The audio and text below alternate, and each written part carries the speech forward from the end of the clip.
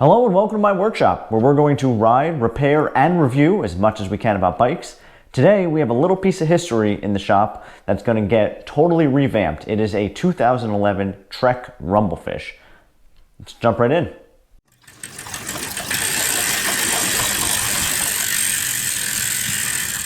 This bike is a unique piece of history. It is a 2011 bike. In 2010, Trek decided that it was no longer going to make Gary Fisher bikes, which it purchased in the early 90s, but it was just going to be a nice little logo on the chainstays instead of the Gary Fisher line or the Fisher Bikes line. I'm not exactly sure when they dissolved Gary Fisher or Fisher Bikes entirely, but this was the first Trek Gary Fisher line. It is also a 29er, which you'll see everywhere now in mountain bikes. However, in 2011, this was just as 29ers were starting to gain some traction. Gary Fisher or Fisher Bikes released the first 29er, I think it was in 2002. Started getting their stuff together right around when this bike came out, and now you can't go into a bike shop and not find a 29er mountain bike. So this is a little bit of a pioneer and definitely the start of the rapid rise of the 29er in the mountain biking industry.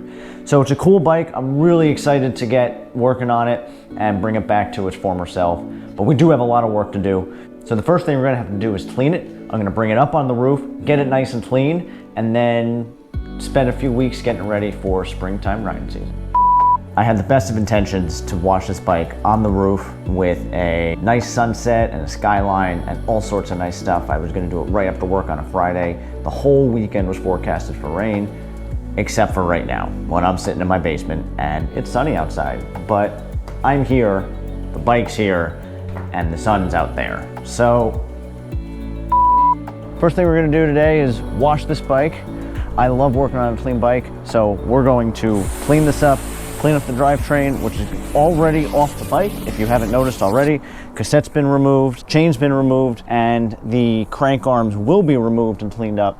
My personal favorite soap is Simple Green. It's a little sudsy, cuts through some of this grease, biodegradable, it's very simple.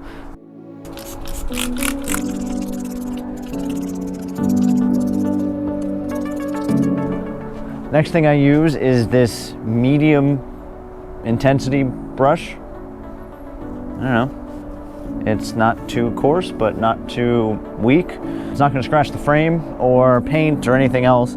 It's just enough to kind of lift up some of the dirt and crud that you're going to get on this bike. Now that the bike is clean, it's time to clean the drivetrain. And instead of giving you a boring tutorial on how to scrub a drivetrain, I'm going to try to put together a nice montage to end this video with hot, steamy degreaser in all these drivetrain parts.